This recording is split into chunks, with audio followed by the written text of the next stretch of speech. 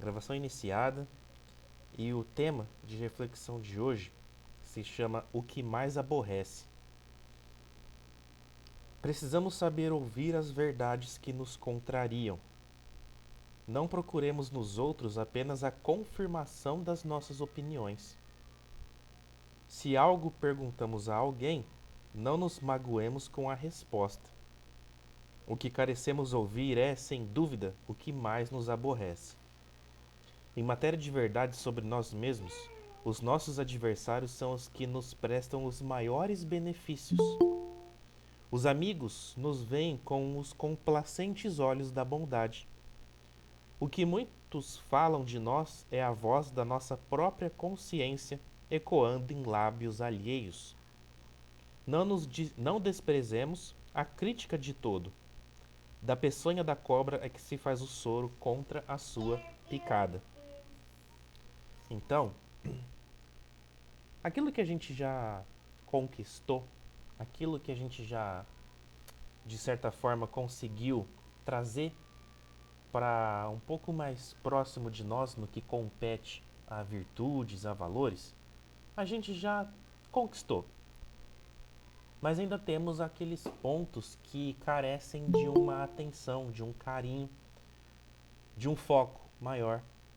E muitas das vezes, talvez sejam pontos que a gente fica se esquivando de tentar mexer. É como se fosse ali um cacho de marimbondo, né, um cacho de abelhas e que você fica olhando ele está ali e você sabe que de repente se você colocar a mão, uma abelha pode vir e te picar, né? Ou algo pode vir à tona e te entristecer, te enraivecer ou te deixar descontente com a sua vida, com os resultados das ações que a gente vem tomando, tá? Mas é justamente aí que vem o auxílio daqueles que estão de fora. De repente, aqueles que conseguem enxergar situações, palavras, determinadas ações que a gente ali não está tendo a sensibilidade suficiente para poder estar analisando, para poder estar melhorando, tá? Então, em matéria de verdade sobre nós mesmos, os nossos adversários são os que mais prestam os benefícios para nós, tá? Então fiquemos com essa frase, tá? Em matéria de verdade sobre nós mesmos, os nossos adversários, ou até mesmo aqueles que nos amam, muitas das vezes, que acabam soltando às vezes alguma coisa que, né, pega a gente ali meio desprevenido, né? São aqueles que mais nos prestam benefícios, porque eles conseguem extrair aquilo que a gente ainda não conseguiu pegar para fazer. Sabe aquela ideia, aquela reflexão do cacho de abelhas? Imagine que você está ali perto do cacho de abelhas e você não está mexendo nele e vem de repente uma pessoa de fora e dá um tapa no cacho e sai correndo. E aquelas abelhas vão ficar ali para você ter que lidar com elas, tá? Geralmente os nossos adversários ou até mesmo entes queridos, pessoas que nos amam, de fato, vão ser essas pessoas que vão dar esse tapinha no cacho de abelhas, tá? Para que a gente de alguma maneira possa lidar com isso e resolver essa situação, tá? Então nunca desprezemos críticas, nunca desprezemos pensamentos de quaisquer pessoas que sejam. E a gente ter essa sensibilidade de tentar entender o que aquela pessoa quis dizer, do porquê que ela quis dizer aquilo. De repente é uma intenção inferior? Sim, pode ser.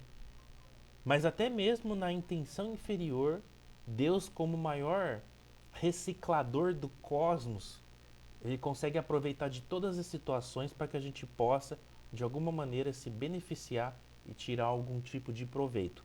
Não no tempo que nós gostaríamos, mas no tempo que a providência divina acredita ser necessário e importante para cada um de nós. Porque às vezes a ferroada que a gente toma da abelhinha agora, a gente vai ver o positivo disso só lá na frente, tá? Mas é importante que a gente tomasse essa ferroada. E assim é a vida, feita de momentos em que a gente consegue correr do cacho de abelhas, momentos que a gente vai parar, ficar olhando para ele e não vai fazer nada, tentando chegar próximo, e em algumas situações vai vir alguém e vai dar aquele tapinha para a gente poder lidar com determinadas situações, com o nosso eu, com os nossos valores que ainda carecem de algum tipo de atenção, de uma energia empregada para poder mudar aquilo, certo? Irmão Gilberto? Bom, Leandro, você colocou de uma maneira bem colocada aí, trazendo os exemplos da abelhinha aí. Então eu acho que ficou bem explicadinho, não tem muito mais o que ser dito. Eu acho que a gente pode tocar para a próxima parte. Alguém gostaria, meus amigos, de comentar sobre o que mais nos aborrece? E não adianta, a gente pode acreditar ser o mais zen, o mais evoluído possível, sempre vão ter aquelas pessoas que vão dar o tapa no cacho de abelhas, tá? Então, o confronto com esses insetos tão famosos, amados por uns, odiados por outros, né? É inevitável. Aí você decide se você vai tirar o mel da abelha ou se você vai tomar a ferroada, né? E é isso. Alguém? Tranquilo? Então vamos lá. Vamos dar continuidade, meus amigos, nos nossos estudos, né? Como a gente sente falta desses momentos de poder estar conversando um pouquinho sobre espiritualidade, sobre orar, sobre se conectar com os altos, em um mundo onde tudo parece estar meio nebuloso, onde muito se fala de tanta coisa que não é de caráter espiritual, vamos assim dizer, para deixar bem genérica a coisa, e a gente sente falta, enquanto espíritas, espiritualistas, né, aí buscadores de algo que nos dê sentido, a gente carece, a gente sente falta desses bate-papos que são tão construtivos e nos faz refletir tanto. Então, dando continuidade, somente antes de dar a continuidade, no próximo item que se chama politeísmo, tá? Que é a crença de vários deuses aí, de vários seres, de várias entidades, que gera também uma reflexão muito curiosa, muito interessante. Vale a pena a gente voltar na questão 666, que me veio aqui uma intuição para estar trazendo para vocês, relacionado a gente poder ou não estar orando para espíritos. E eu não me recordo de ter chegado a esse raciocínio, mas o que me vem para estar trazendo para a gente conversar sobre isso é justamente para a gente ter um cuidado e ter um carinho muito especial quando a gente fala de estar orando para espíritos desencarnados. Muito por conta da real situação desse espírito. Porque, a bem da verdade, a gente, na maior parte das vezes, a gente não consegue saber ao certo como que esse irmão ou essa irmã que partiu para a pátria espiritual se encontra, energeticamente falando, vibratoriamente falando, tá? Então a gente não sabe se ele está sofrendo, se ele já está feliz, se ele encontrou grupos de apoio, se ele ainda está fechado para uma nova realidade espiritual. Então é muito importante, sempre quando a gente vai orar por aqueles que já partiram, eu sei que a saudade é grande, eu sei que a gente evocar a memória de entes queridos é algo que é muito presente em nossas vidas, mas sempre fazer isso com um carinho muito especial, sempre pensar sobre isso com muito respeito e sempre rogando a Deus para que esse irmão ou essa irmã se encontre bem na espiritualidade, dando forças, dando encorajamento, dando condições para que ela possa refletir sobre a sua realidade e dar prosseguimento em sua vida, logicamente, não esquecendo de nós que cá estamos deste lado da vida, certo? Falamos um pouquinho também sobre essa questão das formas que a oração chega para os irmãos e as irmãs na erraticidade, na espiritualidade, né? Nessa forma de encorajamento, de força, de entendimento, de instrução. Então, tudo isso tem a ver com essa questão de nós termos esse cuidado na hora de estar orando aos espíritos, certo? Irmão Gilberto, gostaria de falar alguma coisa? Leandro, podemos ter prosseguimento. Então, quer fazer para nós, meu caro 667? Vamos lá.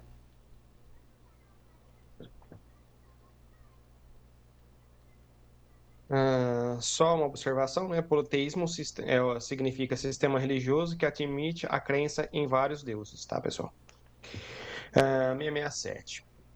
Mesmo sendo falso, por que o politeísmo é uma das crenças mais antigas e mais divulgadas? Apenas com o desenvolvimento de suas ideias, o homem poderia chegar à crença de um Deus único. Em sua ignorância, o homem era incapaz de conceber um ser imaterial, sem forma determinada e agindo sobre a matéria. Assim, ele conferiu a Deus os atributos de uma natureza corporal, ou seja, uma forma humana e um rosto. Desde então, tudo o que lhe parecia ultrapassar os limites da inteligência comum, o homem considerava como sendo uma divindade. Tudo aquilo que ele não compreendia devia ser obra de um poder sobrenatural. Por isso, passou a acreditar em tantos poderes distintos quanto os efeitos que observava. Mas em todos os tempos houve homens esclarecidos que compreenderam a impossibilidade dessa multidão de poderes governar o mundo sem que houvesse uma direção superior. Foi assim que chegou à concepção de um Deus único.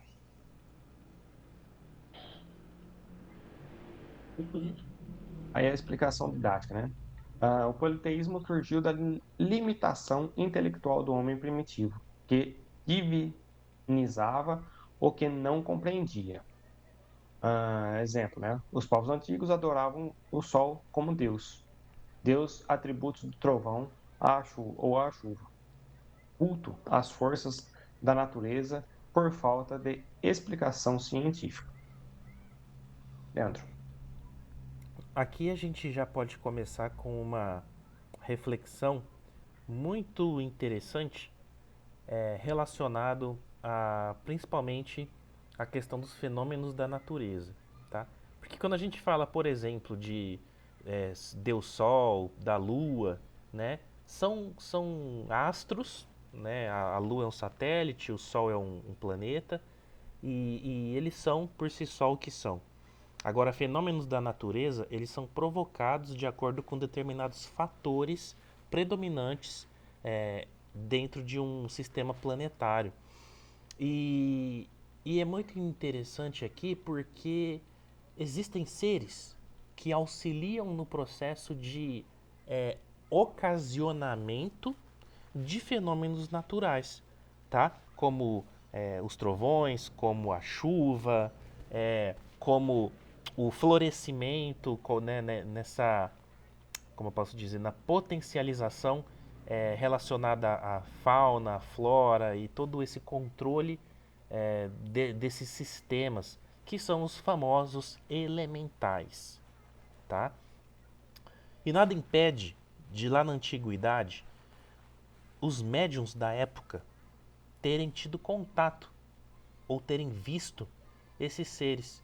E muito também do que nós hoje entendemos que era um sistema politeísta vem não só de uma questão de ignorância, como está dizendo aqui no livro, mas uma questão, talvez ignorância nossa, de não ter tido a oportunidade de ter de saber da existência desses seres antigamente, né? Então, pode ser que muitos desses contatos tenham acontecido por conta dos grandes místicos da época que viram essas entidades, etc., trabalhando nesses fenômenos e por isso eles acabaram acreditando que eles eram deuses, tá? Mas não são deuses, não são seres num nível de evolução grande, tá? São seres que estão ali trabalhando, geralmente sobre a tutela de entidades que controlam os reinos dévicos, que a gente chama, né? Que são os reinos naturais, os reinos da natureza.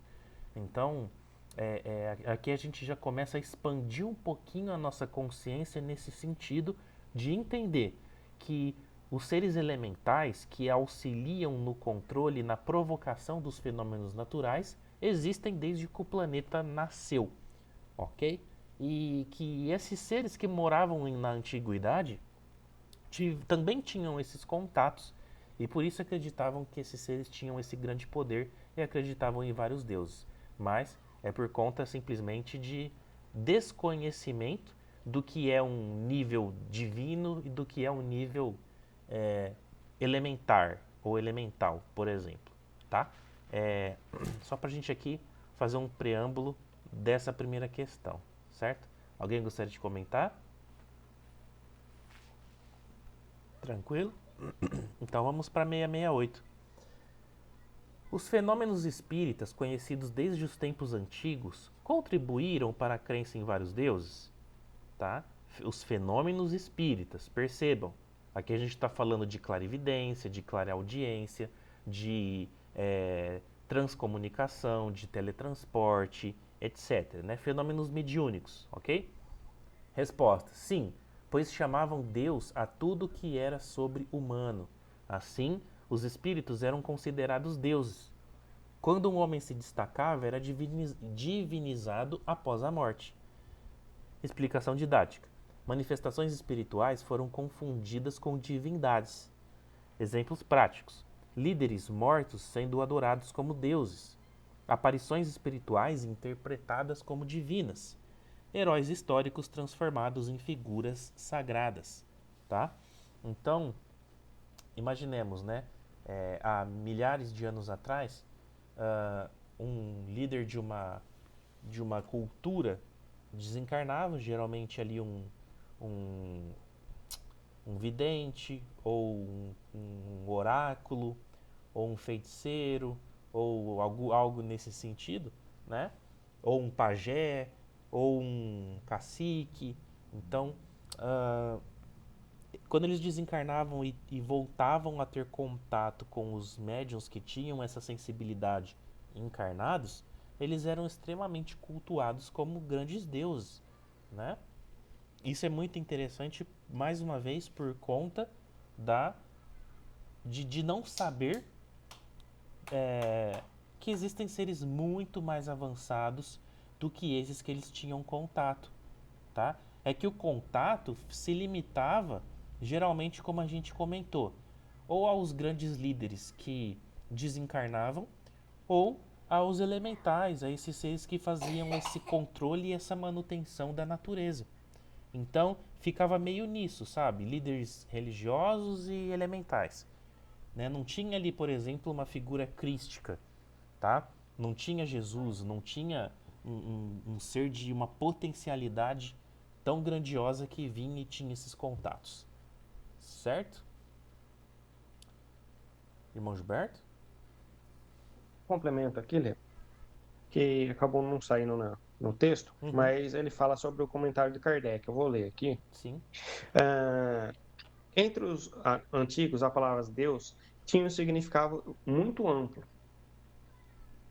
Não significava, como hoje, a personificação do Senhor da natureza. Era uma qualificação genérica que se dava a todos os seres que eram colocados acima das condições humanas. As manifestações espíritas revelaram aos homens daquela época a existência de criaturas sem corpo físico, que agiam como forças da natureza. A essas criaturas, os antigos chamaram deuses, assim como hoje nós chamamos de espírito. Uma simples questão de palavras. Alguns dos homens mais inteligentes e mais esclarecidos daquela época tinham interesse em manter o povo na ignorância, pois eles consideravam pois eles construíram templos e altares muito lucrativos em homenagem a esses seres. Olha a situação. O pessoal mais inteligente, que tinha um intelecto um pouquinho mais avançado, eles não queriam que o povo daquela época se instruísse, né, buscasse conhecimento, e sim que eles ficassem nessa condição. Porque muitas das vezes tiraram proveito disso, né? Criaram seus templos tal, e disso começaram a tirar proveitos monetários para se enriquecer. Hoje, esses deuses são considerados simples criaturas como nós, mais ou menos perfeitas e despojadas de seu corpo físico.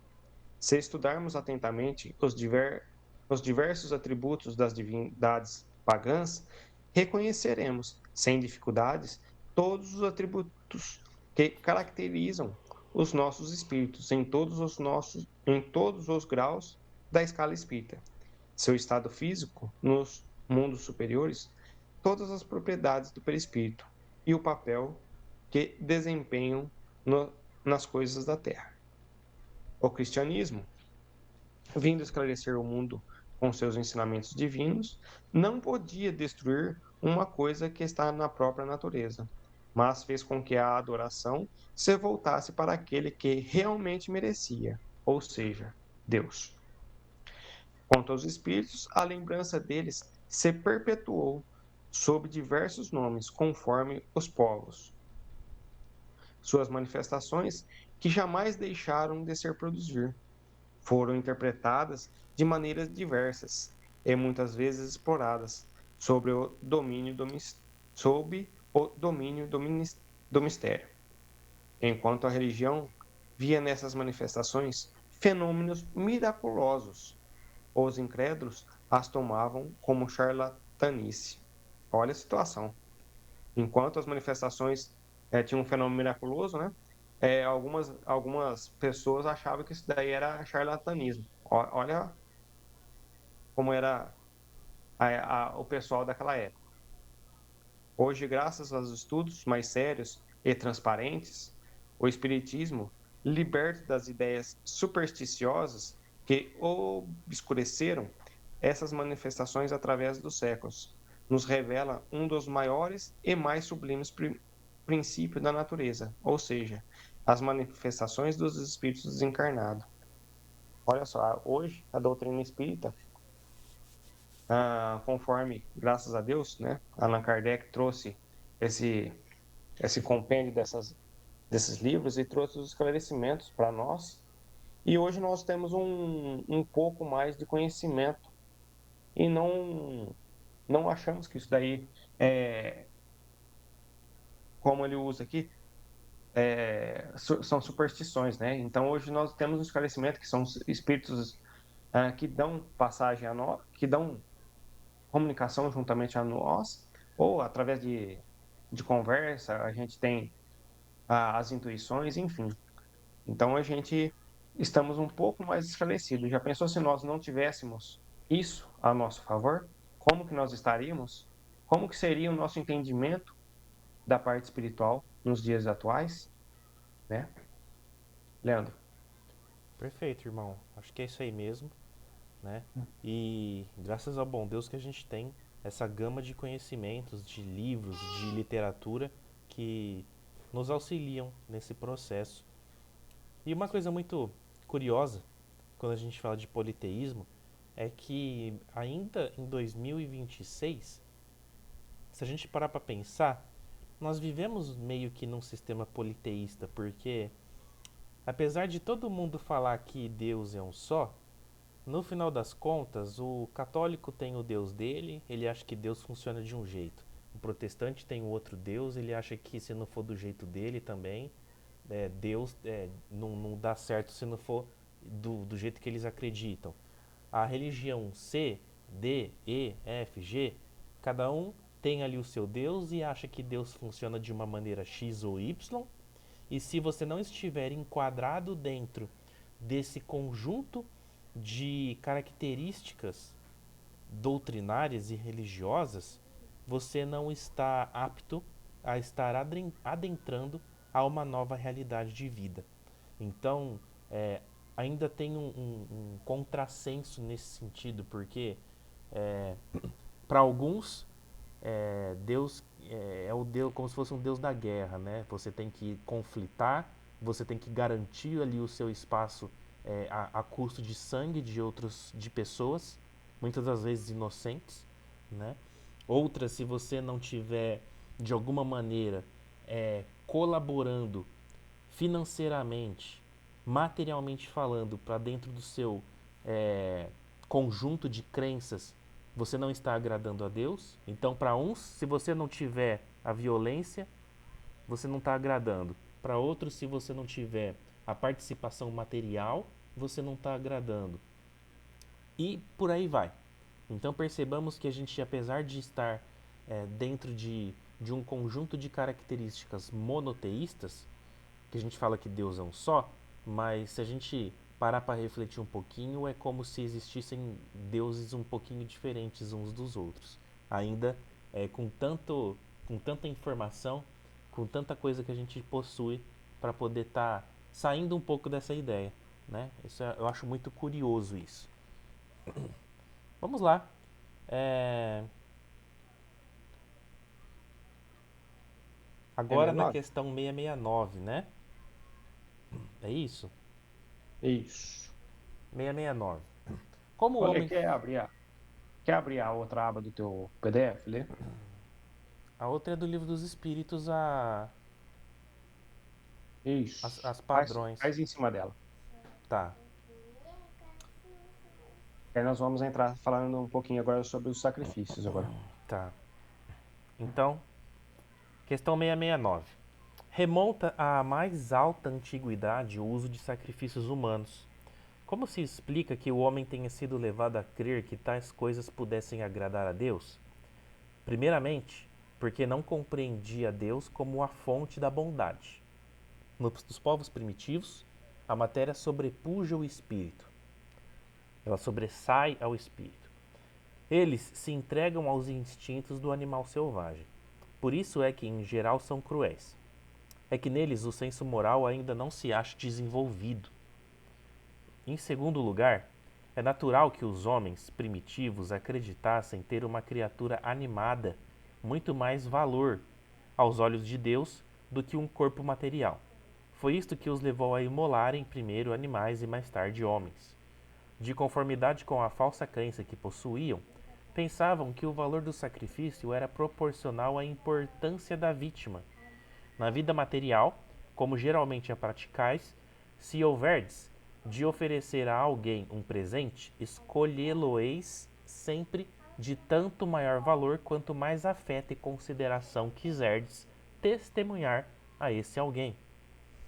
Ou seja, quanto mais importante a pessoa é para mim, mais valioso deve ser o presente. Assim, tinha que ser com relação a Deus entre homens ignorantes. Questão A, né? 669A.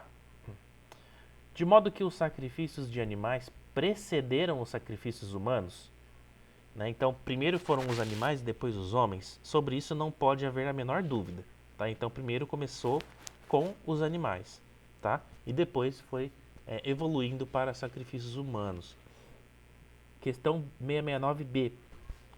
Então, de acordo com a explicação que vindes de dar, não foi de um sentimento de crueldade que se originaram os sacrifícios humanos? Não. Originaram-se de uma ideia errônea quanto à maneira de agradar a Deus, né? Uma forma equivocada. Considerai o que se deu com Abraão. Com o correr dos tempos, os homens entraram a abusar dessas práticas, imolando seus inimigos comuns, até mesmo seus inimigos particulares. Deus, entretanto, nunca exigiu sacrifícios, nem de homens, nem sequer de animais. Não há como imaginar-se que se lhes possa prestar culto mediante a destruição inútil de suas criaturas, né? Então, Deus foi lá, ele orquestrou, ele arquitetou todo um projeto planetário de vida, de espécies e tal, que é um negócio que demora bilhões e bilhões de anos, que exige todo um trabalho de engenheiros siderais, de arquitetos, de geneticistas astrais, de cientistas, de experimentação de raças, de genomas, de DNAs, etc. Tá? Porque lembremos-nos que Deus age através das suas criaturas. Deus ele emana o fluido primordial. tá? Que é ali o fluido cósmico universal. Depois disso, meus amigos, né? Não só isso, né? Também o princípio espiritual. A partir disso, ele começa a se utilizar do processo de evolução a partir desses primórdios, e aí acontece o que? Os processos de cocriação. Então vão existindo seres que vão trabalhando para que aconteça a vontade divina, certo? Tanto que a gente não fala que Jesus é o governador espiritual do planeta. A gente não fala que Jesus está aqui desde quando começou o processo de evolução do nosso planeta, de criação do nosso planeta. Isso se dá há quanto tempo já, pessoal? Eu não sei se é 2,4 ou 4,2 bilhões de anos, algo mais ou menos assim, tá? Então, uh, Jesus já está aqui há todo esse tempo olhando por nós, certo? Faz sentido a gente acreditar que através de um sacrifício dessa grandiosa sinfonia divina, a gente vai estar de alguma maneira agradando Deus, né? A conta não fecha, a matemática não fecha, tá? Mas depois a gente vai falar um pouquinho mais sobre essa questão dos sacrifícios mais para frente, certo? Porque Temos que, se não agrada a Deus, agrada a outros seres, a outras entidades, e depois a gente vai adentrar nesse quesito aí. Irmão? se nós temos que amar a Deus sobre todas as coisas, mas primeiro nós temos que amar a nós para a gente poder amar o nosso próximo, e isso é a primeira e a segunda lei de Deus, como que nós vamos fazer algo contra o Filho de Deus? Será que nós não somos capazes de mostrar o que nós somos e quem somos a Deus sem ter que sacrificar alguém ou algo?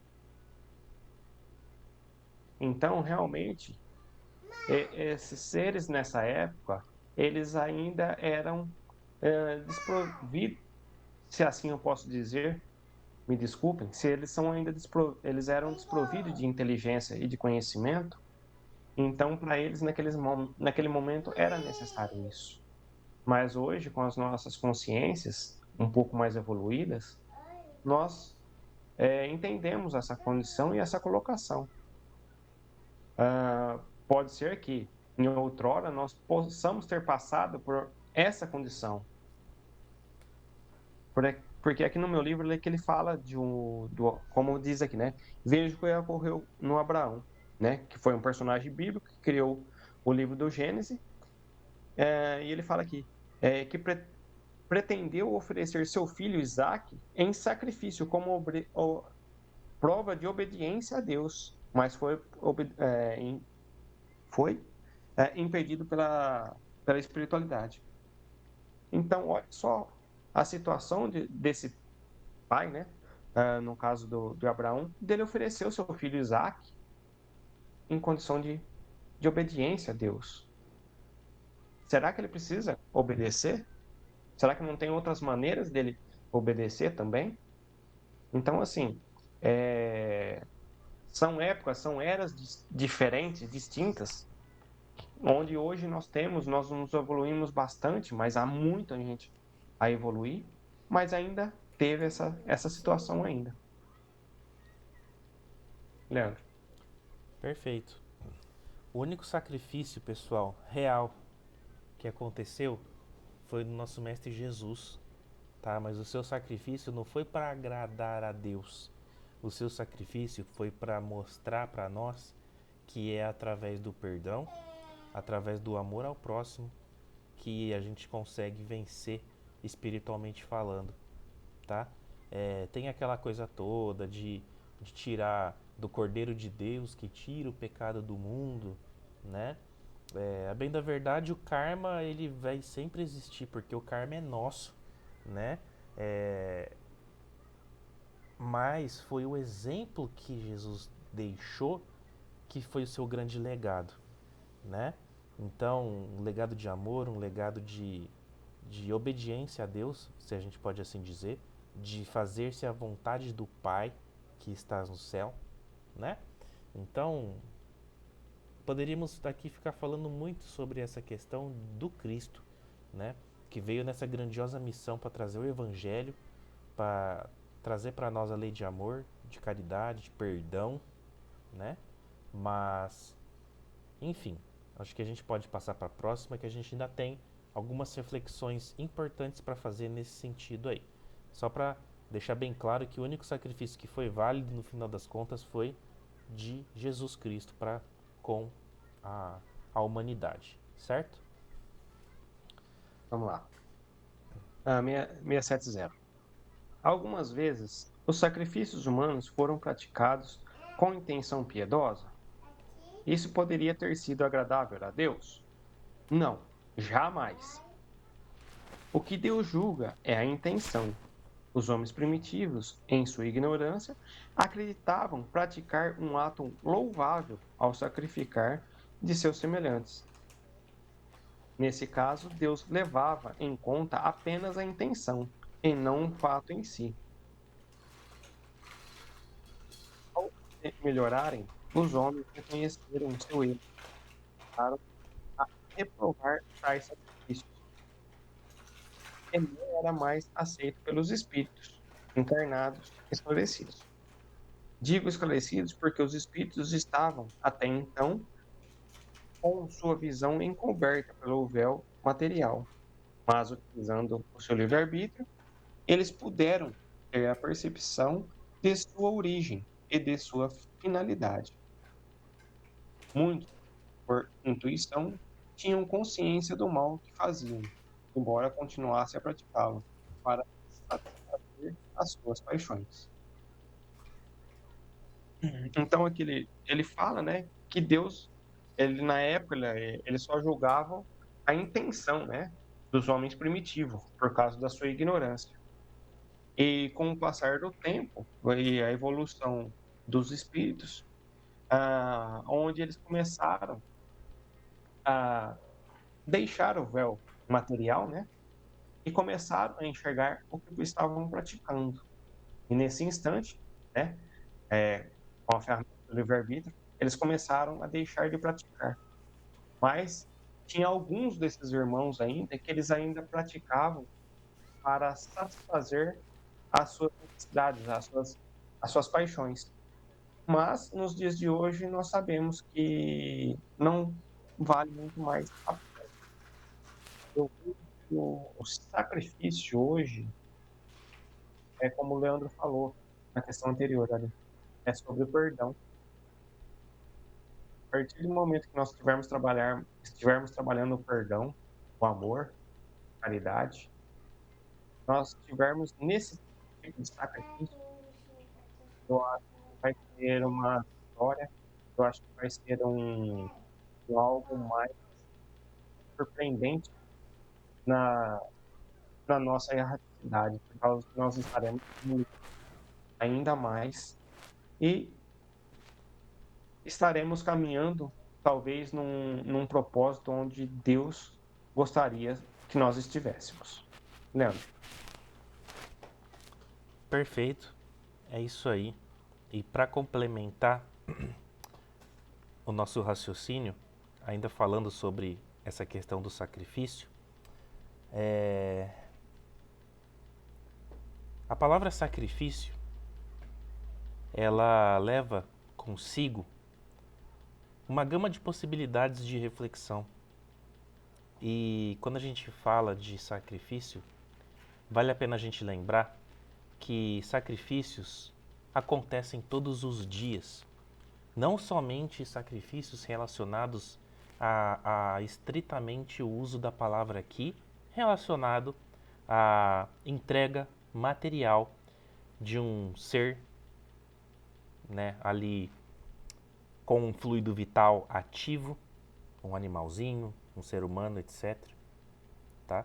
Mas existem os sacrifícios morais que a gente faz todos os dias e que também vale a pena a gente refletir sobre isso. Quem já teve ou tem filhos, seja eles pequenos ou já grandes, sabe um pouquinho do que é sacrifício, por exemplo, né? você muitas vezes se privar de uma noite de sono, você deixar de ir a um compromisso que antes te agradava, hoje você de repente por fatores afetivos já não pode mais. Também está relacionado a matrimônio, também está relacionado a trabalho, também está relacionado à convivência dentro de uma casa religiosa. Então, até mesmo quando a gente fala de escolhas na vida, a gente diz que para cada tomada de decisão que você faz, você sacrifica outra, né? Para cada A que você opta, você sacrifica um B. Então, a vida é feita dessa questão dos sacrifícios, né? Mas, deixando de devanear um pouco e voltando aqui para o nosso universo, é, a gente ainda, infelizmente, possui no nosso planeta é, essa ideia muito forte do sacrifício dentro de determinadas culturas, doutrinas, religiões, tá? Então a gente ainda não conseguiu abolir isso do nosso cotidiano, tá? A gente ainda percebe isso de uma maneira muito intensa em determinadas regiões do nosso planeta, tá? E que a gente gostaria que terminasse logo, né? Nós temos as guerras santas, nós temos é, N situações que a gente, cada um sabe aqui do que a gente está falando, que a gente poderia já não estar tendo mais no nosso planeta. Mas Deus sabe o que faz, a espiritualidade está trabalhando nisso para poder abolir isso do nosso planeta, certo? Podemos ir para a próxima, acredito, né, meu irmão? Sim. Ah, só pegando aqui um ganchinho, exemplos práticos, né, relacionados a essa questão. Então, essa prática antiga vinha mais da ignorância do que de maldade consciente, tá? Porque acreditava-se que isso agradava a Deus, ok? Muito disso também porque lá no passado, assim como hoje, pessoal, existem seres chamados falsos cristos e falsos profetas. Existe muita entidade que se faz de boazinha, de estar querendo ajudar um grupo de pessoas, uma determinada raça, cultura, e que, é bem da verdade, só quer se beneficiar de algumas características materiais que somente os homens encarnados e os seres encarnados possuem, tá? Lembremos-nos de que nós já conversamos sobre isso em algumas oportunidades. Os seres encarnados possuem um fluido chamado ectoplasma, tá? Esse ectoplasma ele está contido na contrapartida ali espiritual do sangue, ok? E somente seres animalizados, ou seja, que possuem fluido vital ativo, corrente, circulando no seu corpo, possuem essa característica, esse fluido trabalhando ali no seu corpo, tá? E para entidades desencarnadas, isso é um combustível, tá? Assim como o petróleo é um combustível extremamente importante ainda para nós nos dias de hoje, espiritualmente falando, o ectoplasma ele é utilizado para N atividades lá na pátria espiritual, tá? Então, muitos seres se passavam por entidades protetoras, por entidades benevolentes e solicitavam em troca ali dos seus préstimos esses sacrifícios, tá? Por quê? Porque naquele momento que exalava ali a vida do ser, ok? Também exalava esses fluidos. Então era uma forma mais fácil, mais prática deles estarem, de alguma maneira, estocando ou se beneficiando desses fluidos que eram ali entregues através da pura ignorância dos irmãos e irmãs da época, tá? Então percebam que essa malandragem, vamos dizer assim, espiritual acontece há muito tempo, tá? É muito curioso isso e vai muito mais além do que a gente está falando aqui, tá? Porque são conhecimentos que chegaram para nós bem depois do que o nosso irmão Kardec nos trouxe aqui, ok? Mas enfim, ah, alguns exemplos práticos, né? Pessoas cometendo atos cruéis acreditando fazer o bem, rituais religiosos baseados em medo divino, e essa questão do temor a Deus é uma coisa ainda muito presente em determinadas religiões e que não faz mais sentido, porque quando a gente entende que a lei de ação e reação, de causa e efeito, de que das leis herméticas, o que está em cima é o que está embaixo e por aí vai, né? A gente entende que é o universo trabalhando, que não é a ira ou a fúria divina que vai estar agindo, certo? Mas, falando aí de temor a Deus, isso é muito presente, principalmente em algumas religiões de característica protestante evangélicas, certo? E o último tópico aqui, tradições violentas abandonadas como progresso moral, tá? Então, graças ao bom Deus, muitas práticas já não existem mais, só que ainda tem muita gente fazendo muita coisa errada por aí, tá? Muito bem. 671, alguém bom, da 670 alguém gostaria de comentar, pessoal? Tranquilo? Vamos para 671 então. Deixa eu pegar aqui o texto integral. Foi eu ou você, irmão, que fez a última? Agora eu já até me perdi aqui. Se quiser que eu faça novamente, eu faço também, ali. Pode fazer que eu vou pegar uma aguinha aqui rapidinho e já tô voltando. Então eu faço aqui. 671. O que devemos pensar das chamadas guerras santas? Para agradar a Deus, os povos fanáticos exterminam o maior número possível dos que não compartilham de suas crenças. Esse procedimento não parece se originar do mesmo sentimento que animava os povos primitivos, quando sacrificavam seus semelhantes. Os que agem assim estão envolvidos pela ação dos maus espíritos, e ao guerrearem com seus semelhantes, estão indo contra a vontade de Deus, que manda o homem amar a Deus, amar ao próximo como a si mesmo. Todas as religiões, ou melhor, todos os povos, adoram um mesmo Deus, seja qual for o nome que lhe deem. Então, por que fazer uma guerra de extermínio entre si, só porque a religião de um é diferente da religião do outro? Ou porque ainda não alcançou o progresso da religião dos povos esclarecidos? Os povos não devem ser condenados por não acreditarem na palavra daquele que o Espírito de Deus animava e que o Pai enviou, ou seja, Jesus, sobre tudo aquele que não ouviram e não testemunharam seus atos. E como querer que eles acreditem nessa palavra de paz quando eram procurados de espada em punho? Eles precisavam ser esclarecidos e devemos procurar fazer com que conheçam os ensinamentos do Cristo pela persuasão e pela doçura, e não pela força e pelo sangue. A maioria dos encarnados não acredita nas comunicações que nós, espíritos, temos com certos homens, como querem que estranhos acreditem nas palavras que estão dizendo, quando desmentem com os atos de ensinamentos que pregaram.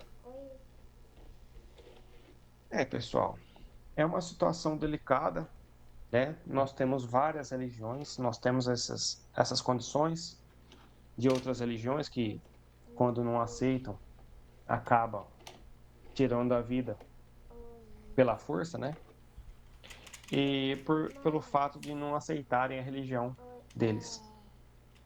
A partir do momento que nós temos o nosso livre-arbítrio, nós temos que respeitar a religião de cada um de nós, e nós temos que entender o que diz a nossa religião e o que diz a religião do próximo. A minha é melhor, a dele é melhor.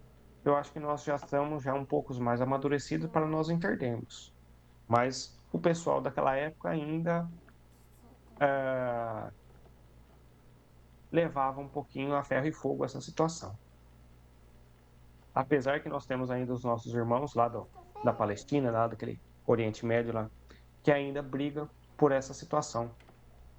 Mas ainda, mas, né, graças a Deus é um pouco, é um povo ainda meio que isolado, onde os demais ah, entendem talvez um pouquinho diferente. Mas não venhamos a esse caso, e sim na condição de nós entendermos da nossa religião e da nossa religião não, né, pessoal? Que nós não devemos entrar em atrito sobre a religião. Todas as religiões levam a um único Deus. Isso que nós temos que entender, essa religião leva ao Criador, que é Deus. A nossa religião chama ele de Deus, outra religião chama de outro nome, e assim por diante. Então nós temos que respeitar e seguir esse caminho, essa ideia de termos um Criador. E é ele que nos rege. Tá certo, pessoal? Leandro? Ah, intolerância religiosa, né, pessoal? Eu acredito que essa é a palavra que deve aí ser, aos poucos, abolida do nosso planeta, né? E a gente tentar entender todas dentro aí das suas características e, como o irmão Gilberto falou, respeitar, mas sempre tentando entender que ah, a nossa liberdade termina onde começa a do outro. Então, é, se cada um quer seguir ali a sua lógica de raciocínio, tá tudo legal, tá tudo ótimo, mas interferir no sentido de você querer impor a sua verdade para as pessoas, isso não é legal, né? Então, a violência em nome da fé é contrária à lei divina, né? Tá aqui na nossa explicaçãozinha didática. Então, os exemplos práticos disso, né, são conflitos religiosos históricos, né, que estão há muito tempo aí rolando, perseguições por crenças diferentes e intolerância religiosa justificando agressões, né? Então, tomemos muito cuidado nesse sentido, de tentar entender tudo, só que ao mesmo tempo também perceber os limites, até onde cada um pode estar pisando. E eu acho que é isso, né? Ficamos aqui com duas questõezinhas relacionadas a esse subitem para semana que vem. Ah, a semana que vem ou é na próxima ainda, irmão, que você não vai estar com a gente? Não, nessa é na próxima, né? É a próxima que eu não estarei presente. É. Bom, a gente vai se falando aí então. Não, desculpa, Depois. dia 29 estarei, no dia 6 que eu não estarei com vocês. Isso, perfeito. Então depois eu trago para vocês algumas questões relacionadas a ao ectoplasma que eu comentei com vocês, porque isso vem muito de encontro com essa necessidade ainda de alguns seres de estarem aí fazendo barganhas e se utilizando dos seres animalizados na matéria para poder ter algum tipo de benefício e fazer determinadas trocas com os encarnados aí desprovidos de entendimentos maiores nesse sentido, certo? Alguém gostaria de falar, pessoal? Fiquem à vontade. Vou parar aqui a apresentação. Voltando aqui com vocês. Espero que tenha sido de proveito para todos nós essas nossas reflexões, tanto a primeira da nossa leitura sobre o que mais nos aborrece, quanto a, ao que a gente conversou aqui relacionado às práticas politeístas, certo? Ninguém? Então acredito que podemos ir para o nosso encerramento. Ah, vamos então, queridos irmãos, queridas irmãs, fechar os nossos olhos e mais uma vez agradecer a Deus Pai Todo-Poderoso pela oportunidade ímpar de estarmos aqui reunidos hoje. Mesmo que de forma digital, a espiritualidade consegue nos alcançar e fazer com que os benefícios da espiritualidade, das equipes que são responsáveis pelos estudos, dos seres que estão nos bastidores trabalhando para que tudo isso aconteça da melhor forma possível, né? Para que tudo isso chegue para nós de uma forma muito benéfica. Queremos agradecer pelas nossas famílias, pelo trabalho, pela saúde, por tudo aquilo que nós temos, conquistamos, que nós, de alguma maneira, conseguimos trazer relacionado às nossas conquistas para os nossos espíritos. E também pedimos à espiritualidade amiga por proteção, por intuições mais assertivas para o nosso dia a dia. Também rogamos por aqueles necessitados que carecem, principalmente agora que vem se achegando ao frio, né, o outono aí precedendo o inverno, que eles possam receber abrigo, carinho, alento, condições mínimas para poder dar continuidade na sua vida. Os alimentos também que são tão necessários, aos irmãos que perambulam pelas ruas, nas casas transitórias, nos abrigos, enfim, em todos os lugares que carecem de amor, de carinho, de afeto, de mãos amigas trabalhando em nome do bem, da verdade e do amor. Querida Mãe Maria Santíssima, rogamos vossa presença em nossas vidas, para que o seu amor incondicional chegue até nós e que o seu manto sagrado nos cubra com muito amor, com muita energia, com muita vontade de vencer na vida. Façamos então, para finalizar, a prece que a nossa mãezinha nos ensinou. Ave Maria, cheia de graças, o Senhor é convosco. Bendita sois vós entre as mulheres, e bendito é o fruto do vosso ventre, Jesus. Santa Maria, Mãe de Deus, rogai por nós, pecadores, agora e na hora de nossa morte. Amém. Graças ao bom Deus que assim seja. Irmã Joana d'Arc, Irmã Catarina de Andrade, toda a pleiade de espíritos que trabalham nesse dia de estudos. Nosso muito obrigado. Obrigado a vocês, irmãos e irmãs que estiveram conosco, que participaram. E até semana que vem, se assim Deus nos permitir, tá? Depois a gente posta aí o materialzinho que eu comentei com vocês, tanto a reflexão, quanto o material de apoio, quanto o material relacionado ao ectoplasma, tá bom? E, logicamente, a nossa aulinha aqui gravada para que a gente possa estar assistindo depois novamente, tá bom? Até semana que vem então, meus amigos. Fiquem todos com Deus. Um grande abraço a todos. Boa noite, pessoal. Boa semana. Boa Tchau, semana, tchau. pessoal. Fiquem todos com Deus. Fiquem com Deus. Muito obrigado. Boa noite, pessoal. Boa Um noite. abraço. Abraço.